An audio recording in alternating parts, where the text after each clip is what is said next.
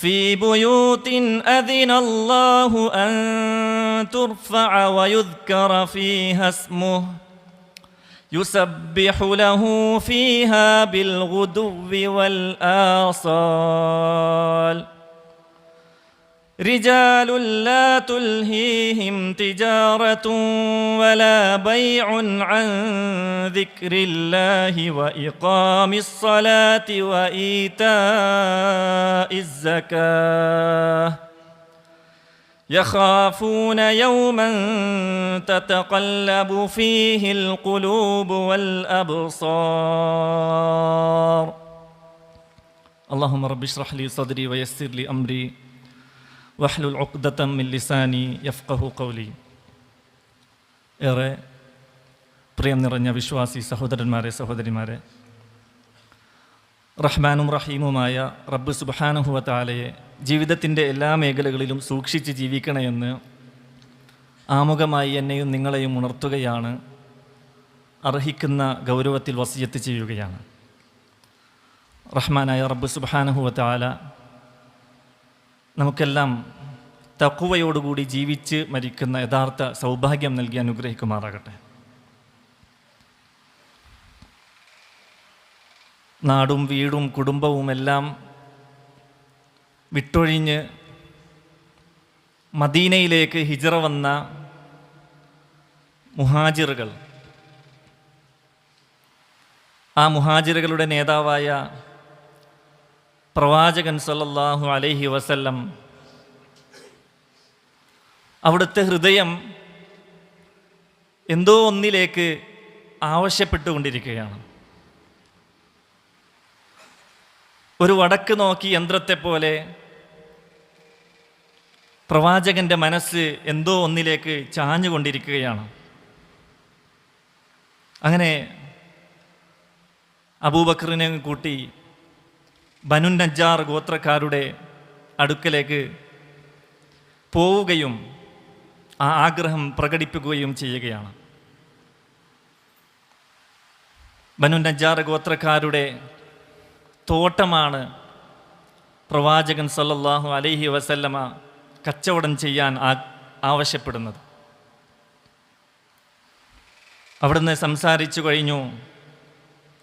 നബി സല്ലല്ലാഹു അലൈഹി വസല്ലമ പറഞ്ഞു, യാ ബനി നജ്ജാർ ഫാമിനൂനി ബിഹാഇതികും ഹാദാ, നിങ്ങളുടെ ഈ തോട്ടത്തിന് നിങ്ങൾ വില പറയണം. ബനു നജ്ജാർ ഗോത്രക്കാർ പ്രവാചകൻ സല്ലല്ലാഹു അലൈഹി വസല്ലമയുടെ ഉമ്മയുടെ ഗോത്രമാണ് മദീനയിൽ. അവർ അത്ഭുതപ്പെടുത്തുന്ന രീതിയിലായിരുന്നു അവരുടെ മറുപടി. ഖാലു ലാ വല്ലാഹി ലാ നത്ലുബു സമനഹു ഇല്ലാ ഇലല്ലാഹ്, പ്രവാചകരെ വല്ലാഹി തന്നെയാണ് സത്യം, നമ്മൾ അള്ളാഹുവിനോടല്ലാതെ ഇതിന് വില ചോദിക്കുന്നില്ല എന്നാണ് അവരുടെ മറുപടി.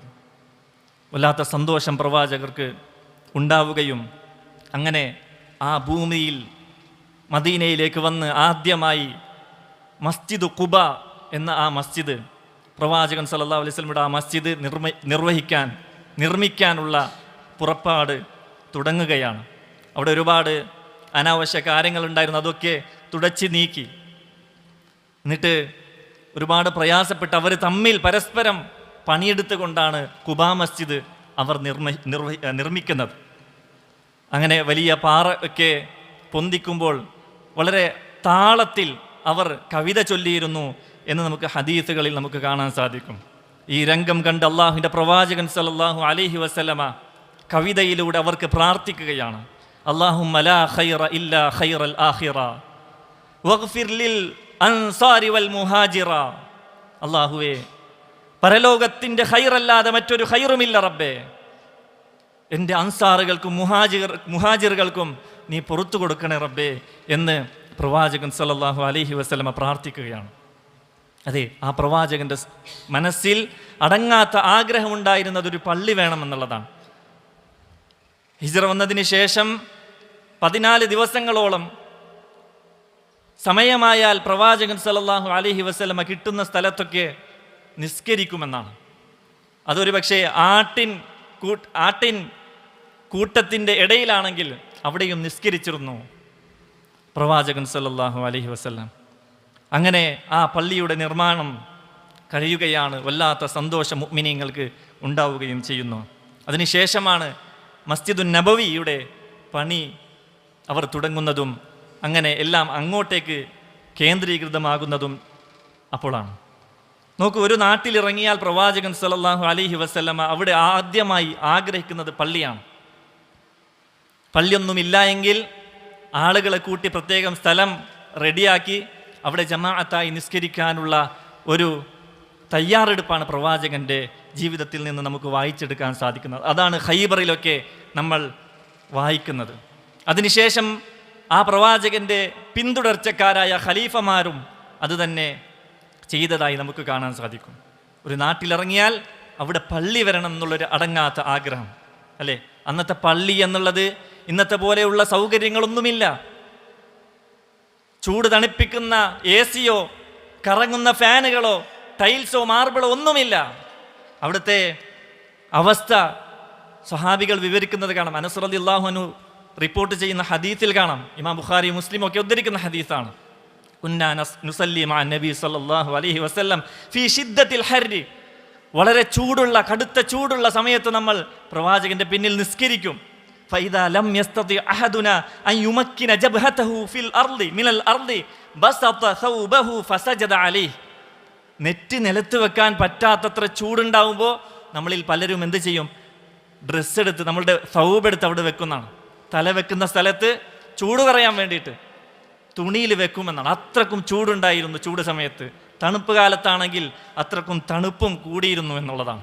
അപ്പോൾ നോക്കൂ, ഒരു സൗകര്യവും ഇല്ലാതിരുന്ന, മണ്ണിൽ നിസ്കരിച്ചിരുന്ന ആ സ്വഹാബികൾക്ക് പള്ളിയോട് അടങ്ങാത്തൊരു സ്നേഹവും ഒരു ആത്മബന്ധവുമാണ് അവർക്കുണ്ടായിരുന്നത് എന്ന് നമുക്ക് കാണാൻ സാധിക്കും. അർശിൻ്റെ തണൽ ലഭിക്കുന്ന 7 ആളുകളെ പറ്റി അള്ളാഹുവിൻ്റെ റസൂൽ സല്ലല്ലാഹു അലൈഹി വസല്ലം നമുക്ക് പഠിപ്പിച്ചില്ലേ, അല്ലേ?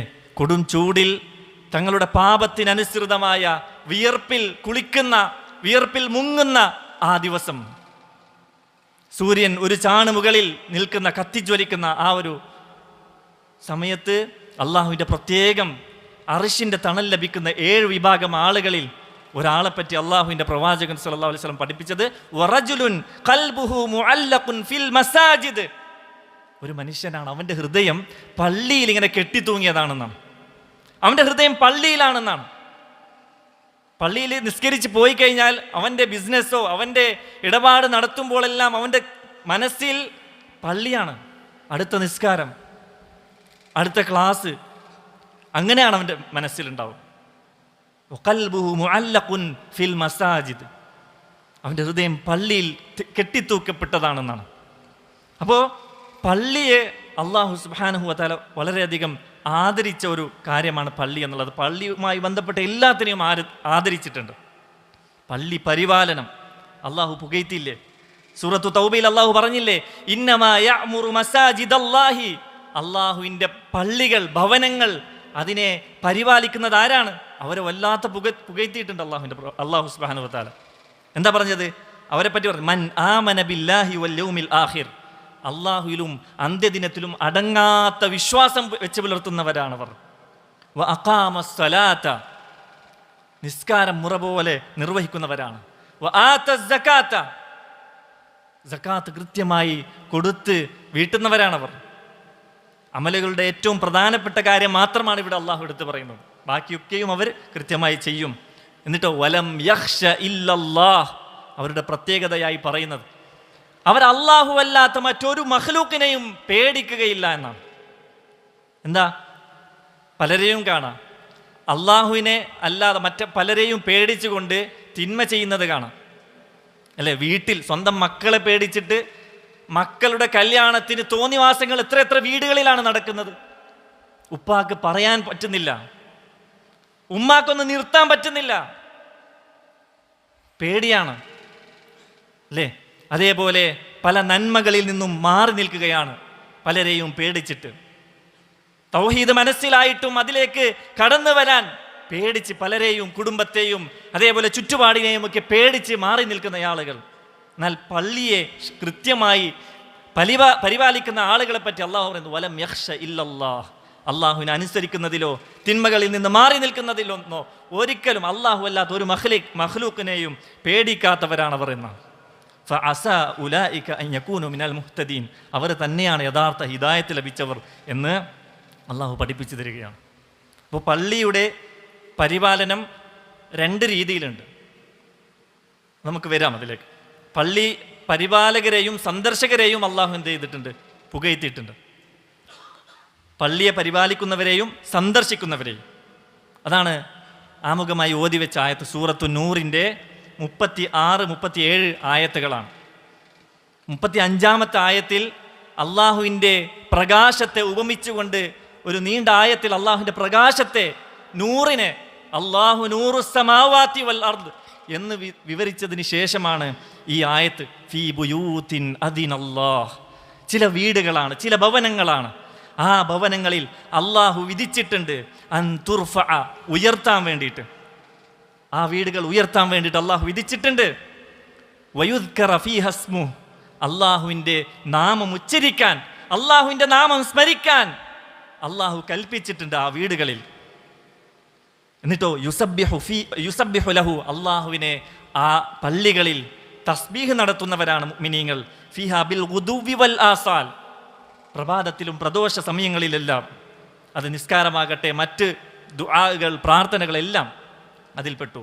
എന്നിട്ടോ അള്ളാഹ് പറയാണ് വീണ്ടും 37-ാമത്തെ ആയത്തിൽ പറയാണ് റിജാലുൻ, അവർ ചില പുരുഷന്മാർ എന്നാണ്.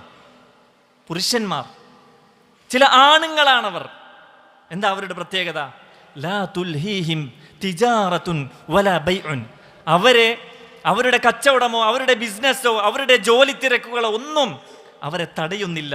എന്തിൽ നിന്ന്? അൻ ദിക്രില്ല, അള്ളാഹുവിൻ്റെ ദിക്റിൽ നിന്ന്, നിസ്കാരത്തിൽ നിന്ന്. അവരെ ഒരിക്കലും അവരുടെ മറ്റ് ദുനിയാവിൻ്റെ വ്യാപൃതങ്ങൾ അതല്ലെങ്കിൽ ദുനിയാവിൻ്റെ തിരക്കുകൾ ഒന്നും അവരെ തടയുന്നില്ല. എന്താണ്?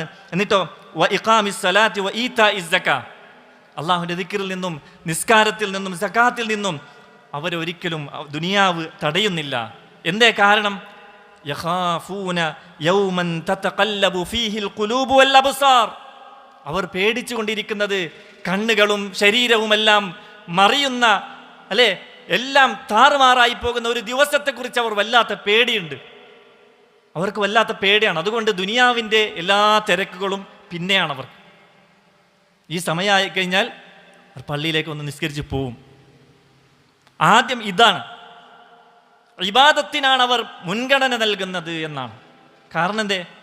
ദുനിയാവിൽ ഒരുപാട് സ്വത്തുക്കളെല്ലാം ഉണ്ടാക്കിയിട്ട് ഒരു നിമിഷം അത് ഉപയോഗപ്പെടുത്താൻ പറ്റാത്ത എത്ര ആളുകളുണ്ട്, അല്ലേ? ഇന്ന ഡേറ്റിൽ അത് ഉപയോഗപ്പെടുത്താമെന്ന് വിചാരിച്ച ആളുകൾ അന്ന് ഉണരുന്നില്ല, അതല്ലെങ്കിൽ അവർക്ക് എണീക്കാൻ പറ്റുന്നില്ല. ഡോക്ടർ പറയാണ്, ഇതാ നിങ്ങളുടെ ഇന്ന ടെസ്റ്റ് ചെയ്യണമെന്ന് പറയാണ്, ബയോപ്സി ചെയ്യണമെന്ന് പറയാണ്. തളർന്നു പോയില്ലേ? ദുനിയാവ് അത്രയ്ക്കേ ഉള്ളൂ സഹോദരങ്ങളെ. ഒന്ന് ശ്വാസം നിലച്ചാൽ, അതല്ലെങ്കിൽ ഒന്ന് എണീക്കാൻ പറ്റാതായാൽ. അപ്പോൾ വിശ്വാസികൾ കൃത്യമായ ബുദ്ധിയുള്ളവരാണ്, ബോധമുള്ളവരാണ്. എന്നാൽ ചില ആളുകൾക്ക് ഒരിക്കലും ജമാഅത്തിന് ചില സമയങ്ങളിൽ വരാൻ പറ്റാത്തവരും ഉണ്ടാകാം. അവരുടെ ആ സമയത്ത് തന്നെയായിരിക്കും, ജമാഅത്തിൻ്റെ സമയത്ത് തന്നെയായിരിക്കും അവരുടെ ക്രിട്ടിക്കലായിട്ടുള്ള സന്ദർഭങ്ങൾ, അതല്ലെങ്കിൽ അവരുടെ ജോലി തിരക്കുകളൊക്കെ ഉണ്ടാവുക. ഡോക്ടർമാർ സർജറി ചെയ്യുന്ന ആ സമയം രോഗിയെ വിട്ടു വന്നാൽ ചിലപ്പോൾ രോഗി മരിച്ചു പോകും. അവരെയല്ല പറയുന്നത്, മറിച്ച് വരാൻ പറ്റുന്ന ആളുകൾ അവർ എന്തായാലും നിസ്കാരത്തിന് വന്നിട്ട് അത് കഴിഞ്ഞിട്ടേ ഉള്ളൂ ബാക്കിയുള്ള ദുനിയാവിൻ്റെ എല്ലാ കാര്യങ്ങളും എന്നാണ് അള്ളാഹു പഠിപ്പിക്കുന്നത്. അപ്പോൾ ആ വിശ്വാസികൾ, അവർക്ക് ഏറ്റവും വലുത് അള്ളാഹുവിൻ്റെ ദിക്റാണ്, അള്ളാഹുവിൻ്റെ നിസ്കാരമാണ്, സക്കാത്താണ് എന്ന് അള്ളാഹു പഠിപ്പിച്ചു തരികയാണ്. അപ്പോൾ പള്ളിയുമായി നിരന്തര ബന്ധം അവർക്ക് ഉണ്ടാകുമെന്നാണ് പറഞ്ഞിട്ടുള്ളത്, അല്ലേ? ഏറ്റവും നല്ല സ്ഥലം ഏതാണ് ദുനിയാവിൽ? അള്ളാഹു പഠിപ്പിച്ചില്ല, അള്ളാഹുവിൻ്റെ റസൂൽ സല്ലല്ലാഹു അലൈഹി വസല്ലം പഠിപ്പിച്ചില്ലേ? അഹബ്ബുൽ ബിലാദി ഇലല്ലാഹി മസാജിദുഹാ, ദുനിയാവിൽ അള്ളാഹുവിന് ഏറ്റവും ഇഷ്ടമുള്ള സ്ഥലം ഏതാണ്? അത് അള്ളാഹുവിൻ്റെ ഭവനങ്ങളാണ്, പള്ളികളാണ്. വഅബ്ഗദുൽ ബിലാദി ഇലല്ലാഹി അസ്വാഖുഹാ, അള്ളാഹുവിന് ഏറ്റവും വെറുപ്പുള്ള സ്ഥലം അത് അങ്ങാടികളാണ്, അല്ലേ? അള്ളാഹുവിൻ്റെ പള്ളികളാണ് ഏറ്റവും ഇഷ്ടമുള്ള സ്ഥലം. അതുകൊണ്ട് അള്ളാഹുവിൻ്റെ പള്ളിയിലേക്ക് വരുമ്പോൾ ഏറ്റവും നേരത്തെ വരികയും ഏറ്റവും അവസാന സമയത്ത് പോവുകയുമാണ് മുഅ്മിനീങ്ങൾ. അതിനാണ് ശ്രമിക്കേണ്ടത്. എന്നാലോ മാർക്കറ്റിലേക്ക് പോകുമ്പോഴോ നേരെ തിരിച്ചാവണം. കാരണം അവിടെയാണ് എല്ലാ തിന്മകളും നടക്കുന്നത്. അനീതിയും അക്രമങ്ങളും തോന്നിയാസങ്ങളും അതേപോലെ അനാവശ്യ കാര്യങ്ങളുമെല്ലാം പല ഹറാമുകളും നടക്കുന്നത് അങ്ങാടികളിലാണ്. അപ്പോൾ ഏറ്റവും അവസാന സമയത്ത് നമുക്ക് ആവശ്യമുള്ള സമയത്ത് പോയിട്ട് പെട്ടെന്ന് തിരിച്ചു പോകാനാണ് അങ്ങാടികളിൽ നമ്മൾ ശ്രദ്ധിക്കേണ്ടത്. ഇപ്പോൾ മസ്ജിദിൽ ഒരു വിശ്വാസി നേരെ തിരിച്ചാണ്, ഏറ്റവും നേരത്തെ വരികയും ഏറ്റവും അവസാനമായി തിരിച്ചു പോകാനാണ് ശ്രമിക്കേണ്ടത്. നോക്കൂ, ആദ്യകാലത്തെ മസ്ജിദുകൾ, വിശ്വാസിക്ക് മസ്ജിദ് എന്നുള്ളത് എല്ലാമാണ് അല്ലേ? ഒരു വിശ്വാസിയെ സംബന്ധിച്ചിടത്തോളം നന്മ പഠിക്കാനുള്ള മദ്രസയാണ് മസ്ജിദ്. നന്മ കണ്ടും കേട്ടും പഠിക്കാനുള്ള മദ്രസയാണ് മസ്ജിദ്. അൽഹംദുലില്ലാഹ്, ഇവിടെ ഈ പള്ളിയിൽ നിരന്തരം എല്ലാ ആഴ്ചകളിലും അഖീദ പഠന ക്ലാസ്സുകൾ നടക്കുന്നുണ്ട്. ഖുർആൻ പഠന, തഫ്സീർ പഠന ക്ലാസ്സുകൾ നടക്കുന്നുണ്ട്. വിദ്യാർത്ഥികൾ അവർക്ക് പ്രത്യേകമായ ക്ലാസ്സുകൾ നടക്കുന്നുണ്ട്. അള്ളാഹു ഇതിൻ്റെ സംഘാടകർക്ക് കൃത്യമായ പ്രതിഫലം നൽകി അനുഗ്രഹിക്കുമാറാകട്ടെ. അതേപോലെ തിന്മകളിൽ നിന്ന് മാറി നിൽക്കാനുള്ള ഒരു രക്ഷാ കവചമാണ് പള്ളികൾ എന്നുള്ളത്.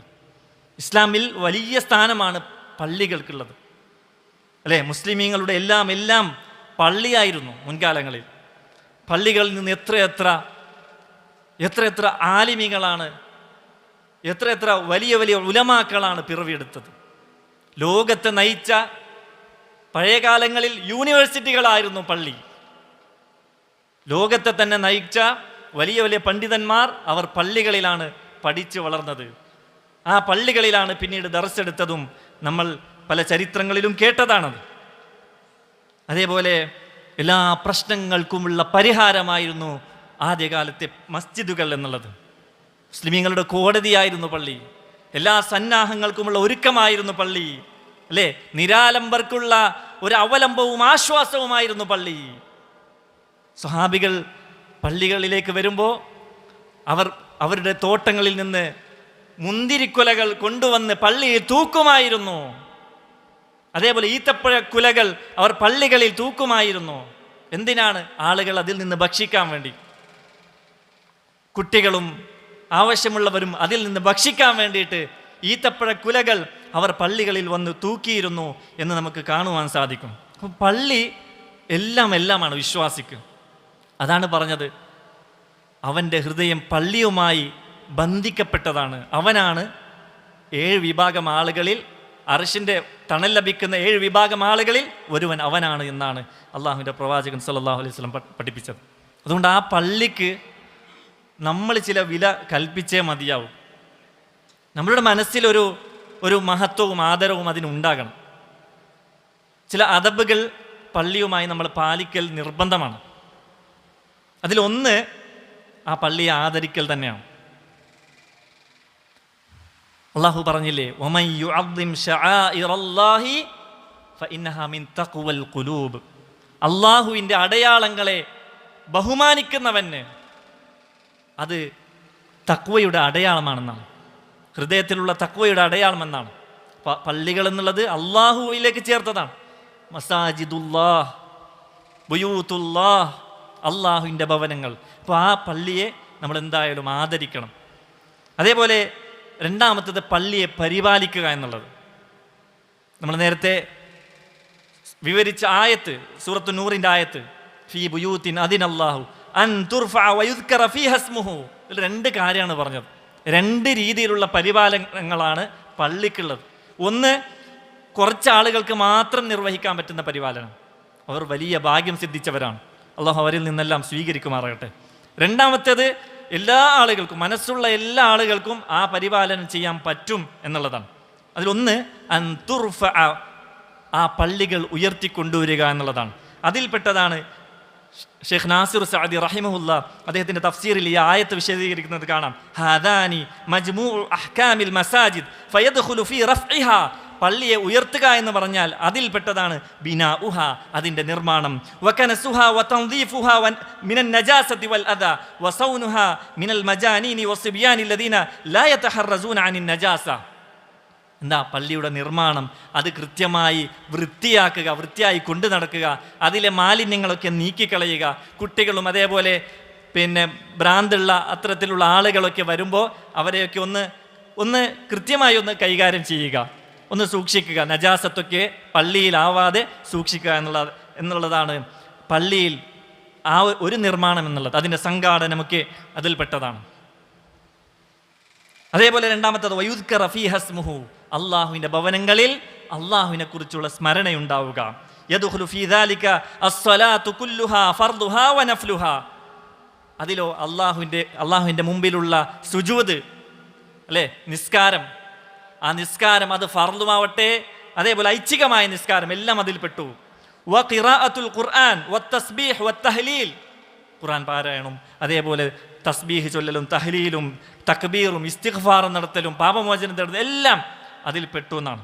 വഗൈറുഹു മിൻ അൻവാഇ ദിക്രി വതഅല്ലുമുൽ ഇൽമി വതഅലീമുഹു, ഇൽമ് പഠിക്കലും പഠിപ്പിക്കലും അതിൽപ്പെട്ടു എന്നാണ്. അൽഹംദുലില്ലാഹ് ഈ മസ്ജിദിൽ അത് നടക്കുന്നുണ്ട്. അതെല്ലാവരും ഭാഗവാക്കാക്കാനാണ് ശ്രദ്ധിക്കേണ്ടത്. വൽ മുദാക്കറത്തു ഫിഹാ വൽ ഇഅ്തികാഫ്, ഇഅ്തികാഫ് ഇരിക്കുന്ന എല്ലാം ആ ദിക്റുമായി ബന്ധപ്പെട്ടതാണ്. അപ്പോൾ നമ്മൾക്ക് പറ്റുന്ന പരിപാലനമാണ് കൃത്യമായി 5 വക്ത് ജമാഅത്തിലേക്ക് വരിക, നേരത്തെ തന്നെ നടന്നുകൊണ്ട് വരിക. അതൊക്കെ നമ്മൾക്ക് പറ്റുന്ന പള്ളി പരിപാലനമാണ്, എല്ലാവർക്കും പറ്റുന്നതാണ്.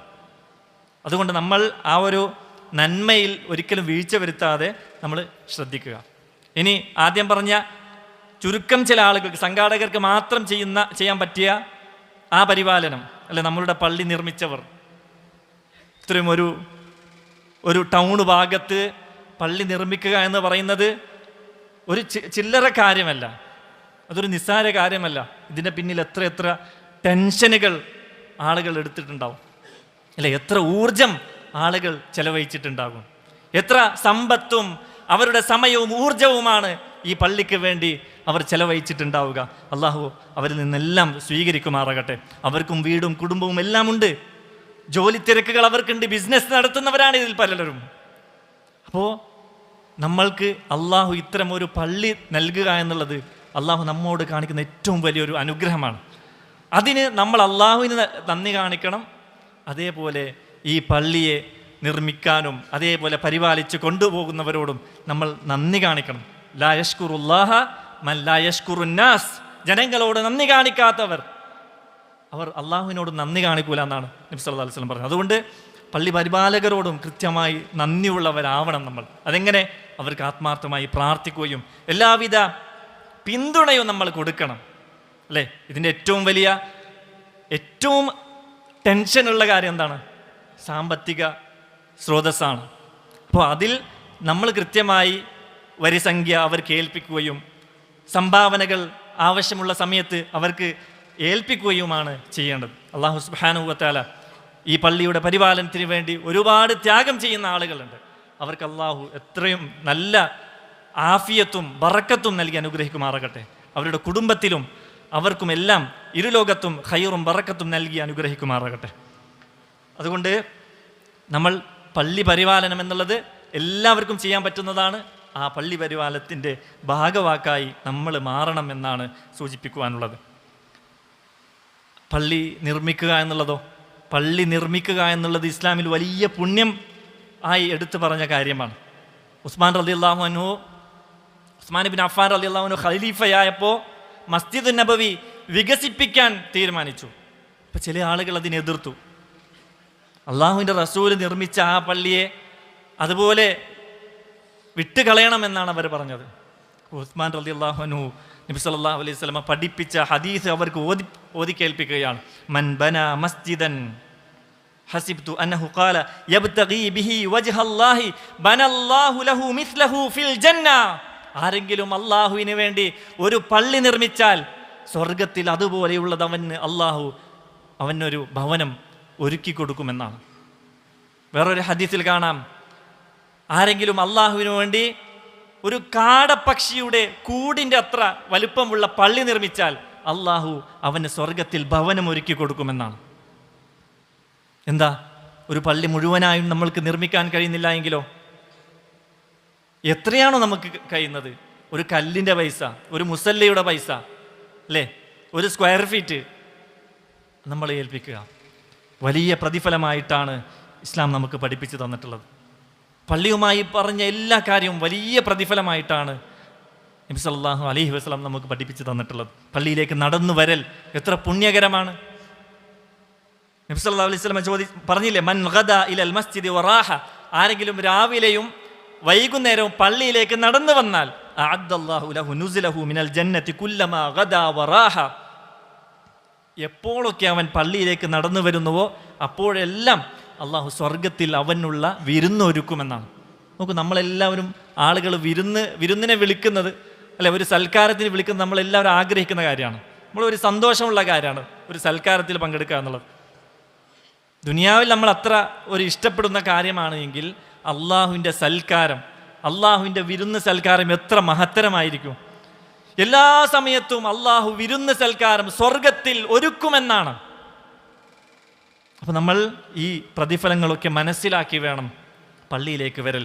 അതേപോലെ നബി സല്ലല്ലാഹു അലൈഹി വസല്ലം പറഞ്ഞു, അലാ അദുല്ലുക്കും അലാ മാ യംഹുല്ലാഹു ബിഹിൽ ഖതായ, നിങ്ങൾക്ക് അള്ളാഹു പാപങ്ങളെ പൊറുക്കുന്ന കാര്യം പറഞ്ഞു തരട്ടെയോ, വയർഫഉ ബിഹി ദറജാത്ത്, നിങ്ങൾക്ക് ദറജ ഉയർത്തപ്പെടുന്ന കാര്യം പറഞ്ഞു തരട്ടെയോ. അവർ പറഞ്ഞു, ബലാ യാ റസൂലല്ലാഹ്, ഇസ്ബാഗുൽ വുദൂഇ അലൽ മകാരിഹ്, പ്രയാസമുള്ള സമയത്ത് വുദൂ എടുക്കുക എന്നുള്ളത് അതിലൊന്നാണ്. അതേപോലെ പറഞ്ഞു, വകസ്റത്തുൽ ഖുതാ ഇലൽ മസാജിദ്, പള്ളികളിലേക്ക് നടന്നു വരിക എന്നുള്ളത് അതിൽപ്പെട്ടതാണ്. വൻതിലാറുസ് സ്വലാത്തി ബഅദസ് സ്വലാഹ്, ഒരു നിസ്കാരം കഴിഞ്ഞ് അടുത്ത നിസ്കാരം പ്രതീക്ഷിച്ചിരിക്കുക എന്നുള്ളത് ഇതിൽപ്പെട്ടു. എത്ര പ്രതിഫലമാണ് നമുക്ക് കിട്ടുക, എത്ര പാപങ്ങളാണ് നമ്മളിൽ നിന്ന് പുറത്തു കിട്ടുക. ഒരു നിസ്കാരം സുന്നത്ത് നിസ്കരിച്ച് നിസ്കാരത്തെ, നമ്മൾ ഫർള് നിസ്കാരത്തെ കാത്തു നിൽക്കുകയാണെങ്കിൽ ആ സമയം അത്രയും മലായിക്കത്തുകൾ നമുക്ക് വേണ്ടി പ്രാർത്ഥിച്ചു കൊണ്ടിരിക്കുന്നതാണ്. നോക്കൂ, നമ്മൾ എത്ര ആളുകളോടാണ്, ഒന്ന് ദ്വാരക്കണം കേട്ടോ. കണ്ടു കഴിഞ്ഞാൽ വിശ്വാസിയായ നല്ല ആളുകളെ കണ്ട് അത് പറയാം. നമ്മൾ എത്ര ആളുകളോടാണ് പറയുന്നത്? ചിലപ്പോൾ അദ്ദേഹം മറന്നിട്ടുണ്ടാകും, അതല്ലെങ്കിൽ ആ സമയത്തൊന്ന് ജസ്റ്റ് ഒന്ന് പ്രാർത്ഥിച്ചിട്ടുണ്ടാകും. പക്ഷേ അള്ളാഹുവിൻ്റെ ഏറ്റവും മഹത്തരന്മാരായ മലായിക്കത്തുകൾ നമുക്ക് വേണ്ടി സ്വലാത്ത് ചൊല്ലും. അതേപോലെ നമുക്ക് വേണ്ടി റഹ്മത്തിനെ ചോദിക്കും, നമുക്ക് വേണ്ടി മഗ്ഫിറത്തിനെ ചോദിക്കും. നിസ്കാരം, നമ്മൾ അള്ളാഹുവിൻ്റെ പള്ളിയിലേക്ക് വന്ന് നിസ്കാരത്തിന് പ്രതീക്ഷിച്ചിരുന്നാൽ എത്ര മഹത്തരമുള്ള കാര്യമാണ്. പള്ളി അടിച്ചു വാരുന്ന ഒരു സ്ത്രീ മരിച്ചപ്പോൾ അവരെ മറുപാടിയതിന് ശേഷം അള്ളാഹുവിൻ്റെ പ്രവാചകൻ ചോദിച്ചു, എവിടെയാണ്? മരിച്ചു എന്ന് പറഞ്ഞു. എന്നിട്ട് ഖബറിങ്കൽ പോയി ഖബറിൻ്റെ മുകളിൽ നിന്ന് നിസ്കരിക്കുകയാണ്. ഖബറിലേക്ക് മയ്യത്ത് നിസ്കരിക്കുകയാണ് ആ സ്ത്രീക്ക് വേണ്ടി. ഇന്ന് സ്ത്രീ പള്ളി പ്രവേശനം തന്നെ പാടില്ല എന്ന് പറയുന്നവരുണ്ട്. എത്ര തെളിവുകളാണ്. സ്ത്രീകൾ സുബഹിക്കും മറ്റുമൊക്കെ പള്ളിയിലേക്ക് വന്ന് ജമാഅത്തിന് പങ്കെടുത്ത എത്ര തെളിവുകളാണ് സ്വഹീഹുൽ ബുഖാരിയിലും മുസ്ലിമിലുമൊക്കെ നമുക്ക് കാണാൻ സാധിക്കുന്നത്. അതേപോലെ പള്ളിയിൽ ആർക്കും ബുദ്ധിമുട്ടുണ്ടാക്കാതെ നമ്മൾ സൂക്ഷിക്കണം. അത് പല രീതിയിലുമുള്ള ബുദ്ധിമുട്ടുണ്ടാകും. ശബ്ദമുണ്ടാക്കുക, മറ്റുള്ളവരെ ഒന്ന് ഓതാനോ ഒന്ന് പ്രാർത്ഥിക്കാനോ നിസ്കരിക്കാനോ സമ്മതിക്കാത്ത രീതിയിലുള്ള ഒരു ശബ്ദകോലാഹലങ്ങൾ, അങ്ങനെ ബുദ്ധിമുട്ട് ഉണ്ടാക്കുന്ന രീതിയിലുള്ള ഓത്ത് തന്നെ നമുക്ക് പാടില്ല. മറ്റുള്ളവരെ ബുദ്ധിമുട്ടിച്ചിട്ടുള്ള ഓത്ത് തന്നെ നമുക്ക് പാടില്ല. അതേപോലെ നമ്മളുടെ മൊബൈൽ ഫോൺ, നമ്മളിങ്ങനെ ഇരുന്ന് റീൽസ് കണ്ട്, അതല്ലെങ്കിൽ റിംഗ് ട്യൂണൊക്കെ ഇങ്ങനെ വെച്ച് മ്യൂസിക്കിൻ്റെ അകമ്പടിയുള്ള ഇങ്ങനെ ഗാനങ്ങളൊക്കെ പള്ളികളിൽ കേൾക്കുക എന്ന് പറയുന്നത് വളരെ സങ്കടകരമാണ്. അതൊക്കെ നമ്മൾ സൂക്ഷിക്കേണ്ട വിഷയമാണ്. അതേപോലെ ആളുകൾക്ക് ബുദ്ധിമുട്ടുണ്ടാക്കുന്ന രീതിയിൽ ജുമുഅക്ക് ആളുകൾ ഇരുന്നിരിക്കുമ്പോൾ അവരെ മുറിച്ചിട്ടിങ്ങനെ കടന്നു വരാം. ഖത്തീബിന് ഒഴിവാണ്, എന്നാൽ സ്ഥലം ഗ്യാപ്പ് ഉണ്ടെങ്കിൽ നമ്മൾ അവിടെ ഇരിക്കാം. പക്ഷെ ബുദ്ധിമുട്ട് ഉണ്ടാക്കാത്ത രീതിയിലാണ് നമ്മൾ ഇരിക്കേണ്ടത്. അതേപോലെ ദുർഗന്ധം, ആളുകളെ ബുദ്ധിമുട്ടുണ്ടാക്കുന്ന രീതിയിലുള്ള ദുർഗന്ധങ്ങൾ ആയിട്ടാണ് നമ്മൾ പള്ളിയിലേക്ക് വരുന്നതെങ്കിൽ വരാൻ പാടില്ല.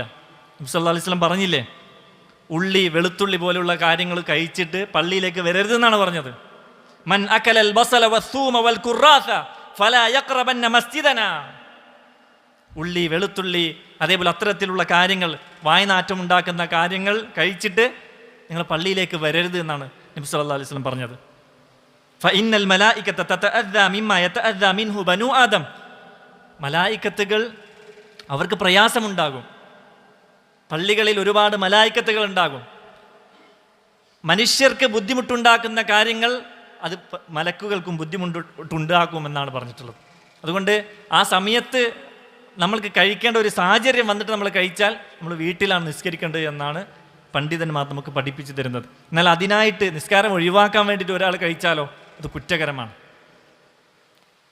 എന്നിട്ട് ഇത് ഒരു ഹലാലായ കാര്യമാണ്. നമ്മൾ ചിന്തിക്കണം, ഹലാലായ കാര്യം കഴിച്ചിട്ട് പള്ളിയിലേക്ക് വരാൻ പാടില്ല എന്നാണ് പറഞ്ഞത്. എത്ര ആളുകളാണ് സിഗരറ്റ് വലിച്ചിട്ട് ആളുകളെ ബുദ്ധിമുട്ടിക്കുന്നത് അല്ലേ?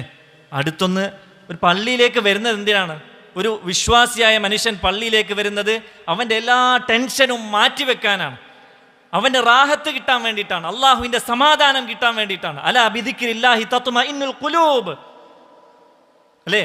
ആ ആസ്വാദനം കിട്ടാൻ വേണ്ടിയിട്ട് നിസ്കരിക്കാൻ വേണ്ടി വരുമ്പോൾ ഈ ചങ്ങായി വന്നിട്ട് ഇങ്ങനെ അവൻ്റെ ദുർഗന്ധം കൊണ്ട് അവൻ പൊറുതിമുട്ടുന്നൊരവസ്ഥ അതുണ്ടാകാൻ പാടില്ല.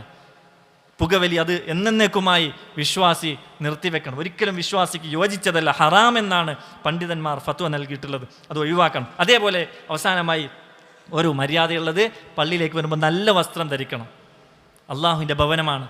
നമ്മൾ ഏതെങ്കിലും ഒരു സ്ഥാനമുള്ള ഒരാളെ കാണുമ്പോൾ എത്ര നല്ല വസ്ത്രമാണ് ധരിക്കുക അല്ലേ?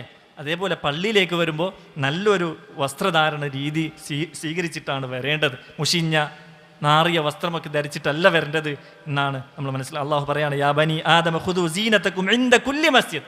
ഏറ്റവും നല്ല വസ്ത്രം, ഏറ്റവും നല്ല രീതിയിലുള്ള ഔറത്തൊക്കെ മറച്ചിട്ടുള്ള വസ്ത്രമാണ് സ്വീകരിക്കേണ്ടത് എന്നാണ് മനസ്സിലാക്കുന്നത്. അള്ളാഹു സുബ്ഹാനഹു വ തആല കൃത്യമായി മനസ്സിലാക്കുകയും ആ പള്ളിക്ക് നൽകേണ്ട ആദരവ് നൽകി ഏറ്റവും നല്ല ഹൃദയത്തിൻ്റെ ആളുകളായി അള്ളാഹു നമ്മെ മാറ്റുമാറാകട്ടെ.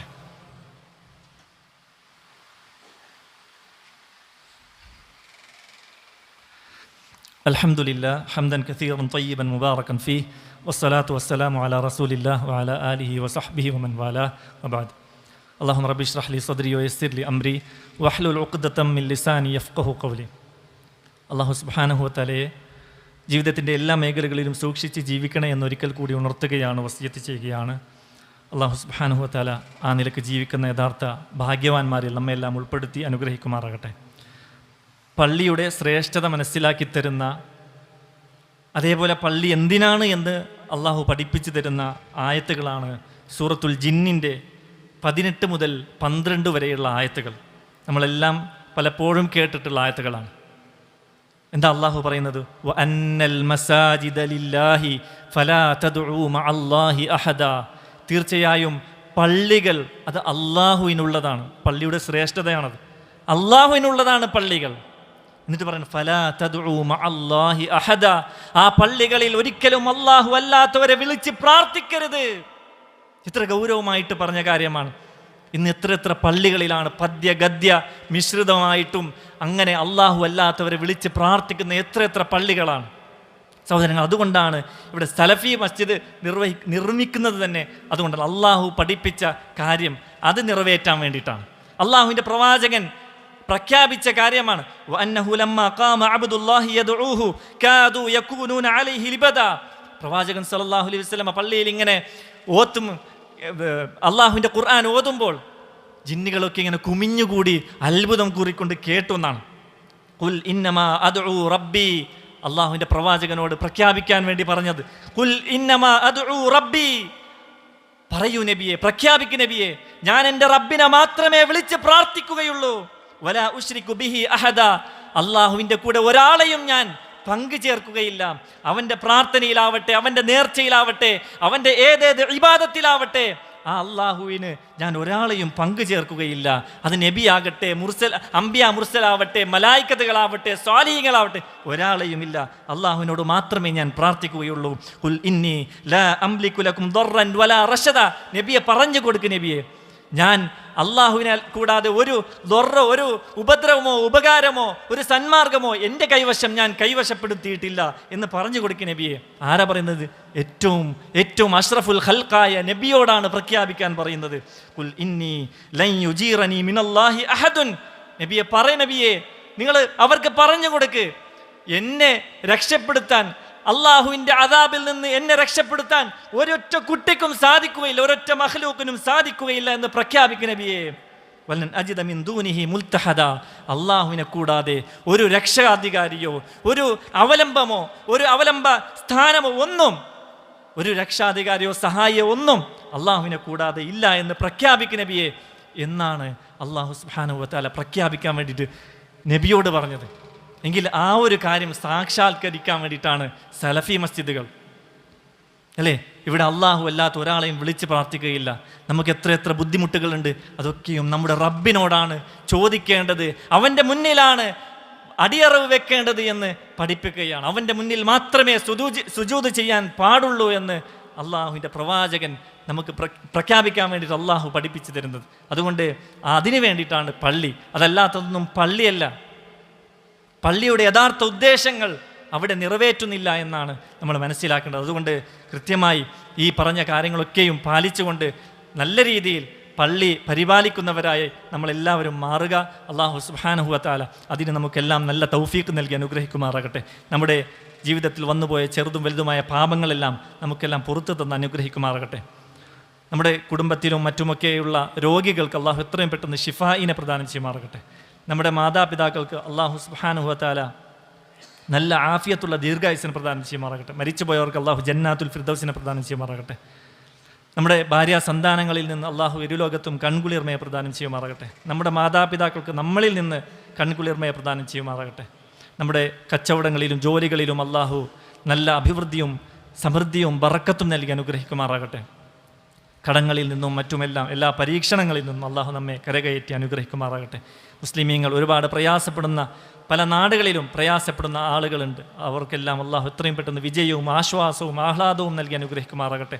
അവരുടെ ശത്രുക്കളെ അള്ളാഹു നിലം പരിശാക്കുമാറാകട്ടെ. അല്ലാഹു മഗ്ഫിർ ലിൽ മുഅ്മിനീന വൽ മുഅ്മിനാത്ത് അൽ മുസ്ലിമീന വൽ മുസ്ലിമാത്ത് അൽ അഹ്യാഇ മിൻഹും വൽ അംവാത്ത് ഇന്നക മുജീബുദ് ദഅവാതി വയാ ഖാദിയൽ ഹാജാത്ത്. റബ്ബനാ ആതിനാ ഫിദ് ദുനിയാ ഹസനതൻ വഫിൽ ആഖിറതി ഹസനതൻ വഖിനാ അദാബൻ നാർ. റബ്ബനാ തഖബ്ബൽ മിന്നാ ഇന്നക അൻതസ് സമീഉൽ അലീം വതുബ് അലൈനാ ഇന്നക അൻതത് തവ്വാബുർ റഹീം. അല്ലാഹുമ്മ അഇസ്സൽ ഇസ്ലാമ വൽ മുസ്ലിമീൻ വഅദില്ല الشرك والمشركين. اللهم ربنا آتنا في الدنيا حسنة وفي الآخرة حسنة وقنا عذاب النار. أقول قولي هذا وأستغفر الله لي ولكم واستغفروه إنه هو الغفور الرحيم.